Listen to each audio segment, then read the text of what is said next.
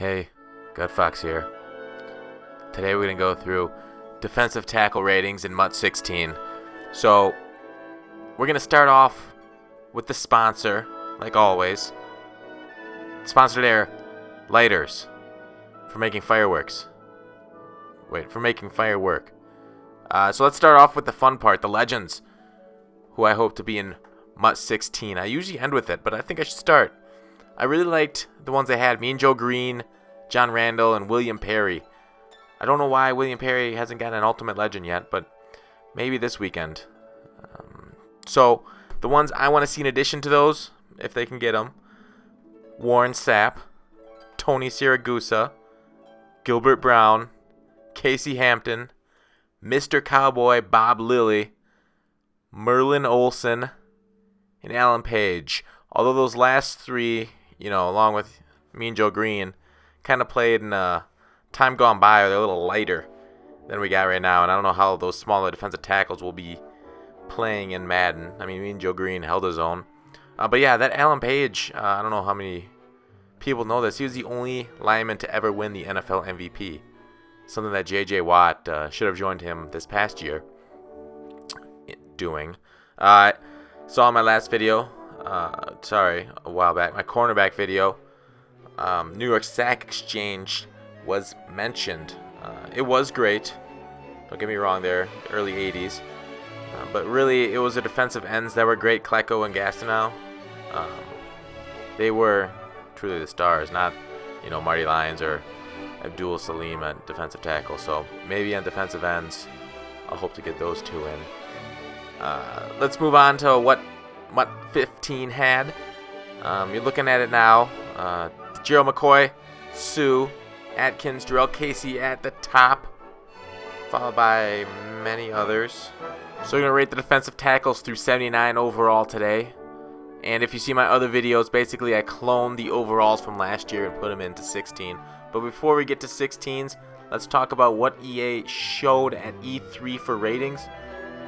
These were all in the Draft Champions mode, and people took screen caps of and talked about on the forums, Mudhead. The overall 92, John Randall's shown as the legend that will get MUT 16. He's one of them, so he's back. And then as you can see going down the list, Aaron Donald 87, Kyle Williams 87, and so forth. So I don't know if these are finals or these were just what they had for MUT or for the Draft Champions mode at E3. But yeah, so let's move forward to what I think the ratings in MUT 16 should be for defensive tackles. Top of this list, Gerald McCoy and then Ndamukong Suh stay the same. They did nothing to lose their spots. They were amazing like last year. But yeah, so McCoy, I think he's kind of one-dimensional though. Kind of like the characters in the play I wrote. He's amazing rushing the passer, but pretty average against the run. But boy, is he the real McCoy at defensive tackle. And Ndamukong Suh, he's two-dimensional, like a Mario. He's, amazing against the pass and the run. Best defensive tackle in the league, I think. But they're both 89 because that's what they were last year, so I'm using those ratings again. He should be a well-balanced stud on the D-line. I've got Jarrell Casey next, our first change from last year. And it is weird that defensive tackles don't switch over as much. They're kind of like the quarterbacks that way. Whereas the middle linebackers was basically, a World War I battle is what happened to those this year with retirements and injuries. So Jarrell Casey, 88. He's in a 3-4. We'll see if Madden has him at defensive end or defensive tackle. He's an 88 overall, though, so you yell if you open him in a pack in August. Jarrell Casey.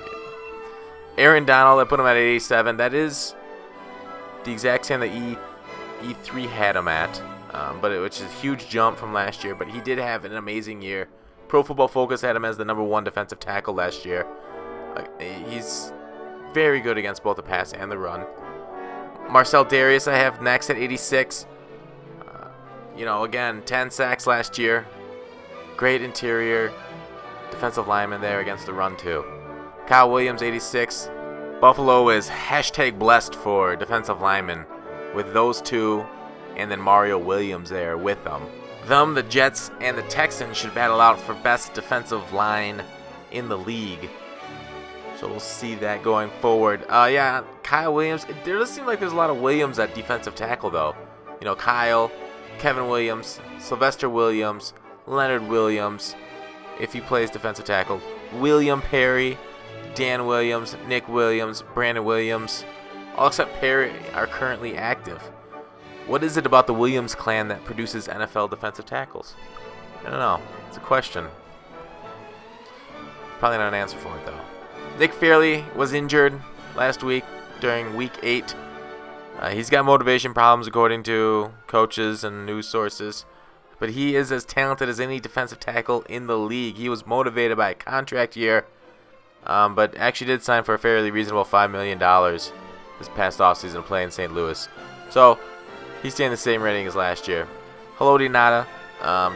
He could be a defensive end. That's where Pro Football Focus had him. But yeah, he'll be equally good on power move and block shed. You know, pass, run, like I've been saying.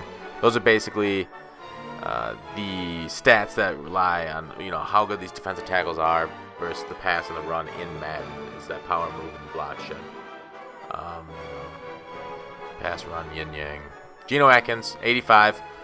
Didn't have a great year in 2013, but a solid one. Great against the pass. So I dropped him a few points. Maybe should have gone a little lower based on some of the years other defensive tackles had, but here we are. Vince Wilfork. Took him down 1 point from last year. You have to think he's lost a step with age, but maybe not. He's now in Houston, so we'll see how he looks next to JJ. I really hope that defensive line stays healthy in Houston. Really, really hope. Dontari Poe lost a couple points from last year from 85 to 83. Didn't have a great year again, but I love his combo of speed and strength almost as much as I love the combos at McDonald's. 82, Henry Melton. God, what a terrible name for an NFL player. It could be worse if his name was like Poindexter Pushover or something like that, or Punch Me in the Face Show. But he's a good against the run and rushing the passer.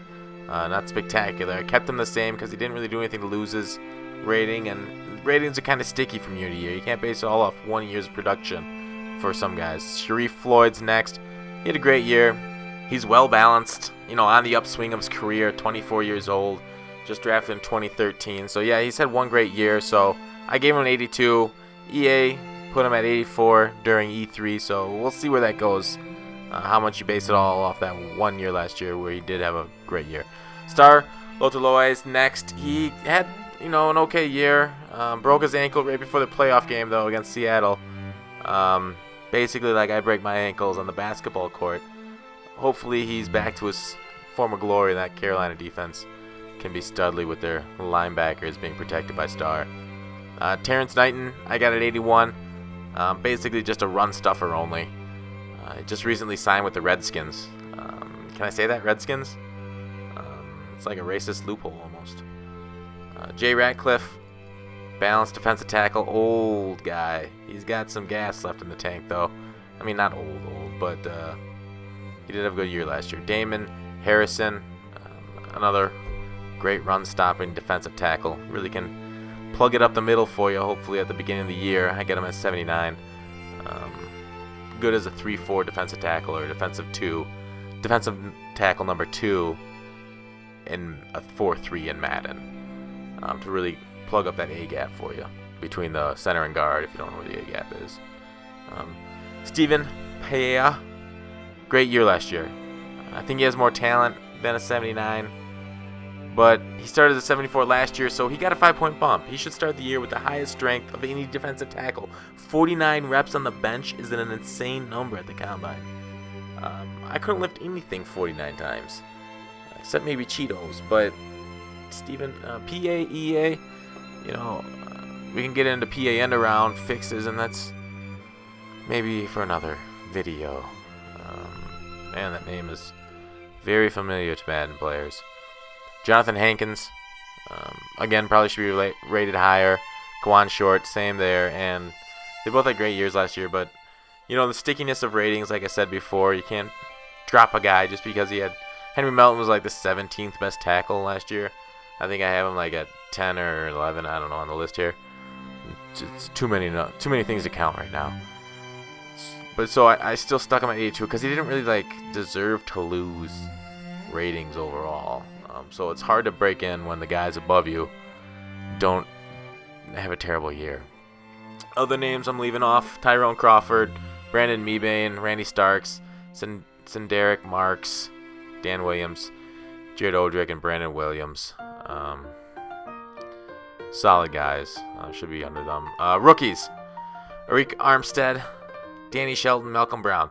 So Arik, they graded Aaron Donald last year. Graded out slightly lower than Arik in the draft combine on NFL.com. Donald started at a 74. So because Armstead on the 49ers graded out higher than Donald, I'm going to give him a 76 versus Donald 74. Danny Shelton on the Browns, he graded out the same as Donald last year, as he did last year, and so I'm giving him a 74 to start the year. Malcolm Brown for the Patriots, drafted at the end of the first round, which is a steal. A lot of people calling for the Patriots. 72. And that is it.